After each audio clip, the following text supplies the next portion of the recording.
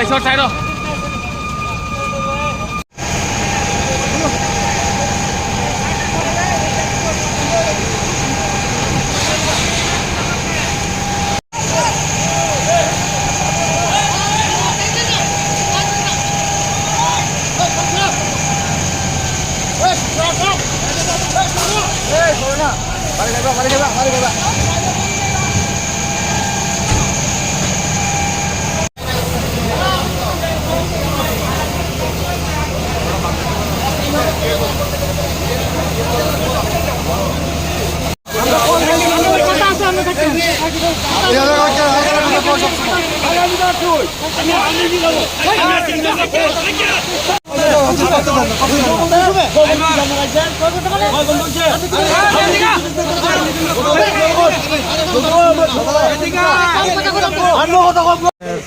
গেল যে গ্যাস কোম্পানিটা আছে প্রথম আমরা লোকেশন দিয়েছে গেলের সামনে, তো এখানে আসি ডাইরেক্ট আমরা দুইশোর দিকে ঢুকে দিচ্ছে।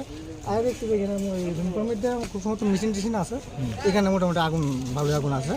তো আমরা কাজ করতেছি, এমন সময় পাবলিকে এক দুইজন মোটামুটি ভালোই মানে বৃষ্টি গালি কাজ করছে, কাজ করতে পারতেছি না। এনে লোকালি বৃষ্টি গালি কাজ করছে, এই যে প্রকাশ করার মতন।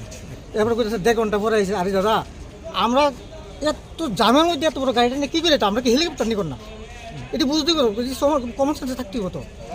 একটা গাড়ি, এত বড় একটা গাড়ি, রাস্তার মধ্যে জাম, ট্রাফিকে পারতেছে না কোনো করতো, তা আমরা কী করে আমার না? তখন দেখা হেলিকপ্টার মতো উঠাইতে পারবো, এটি কে বুঝতে রাজা, আরে এটি তো বুঝতেই হতো। আর অফিস টাইম এখন কি কন্ডিশন আছে এখন মোটামুটি আয়ুত্ত আইসে। কি কি ক্ষতি হয়েছে? ক্ষতি বলতে এখানে মেশিন দেখলাম, একটা ছোটো একটা মেশিন, একটা আলমারি ছিল, আর লোহার একটা মানে খাট বলে খাটে, লোহার খাটের এই আর কিছু নেই। কিসের থেকে আগুনটা লাগতে পারে?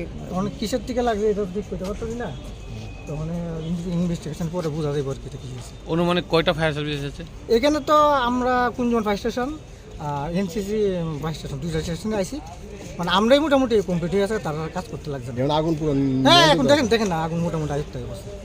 আপনার নামটা স্যার? আমার নাম রতনশীল, লিডিং ফায়ারম্যান।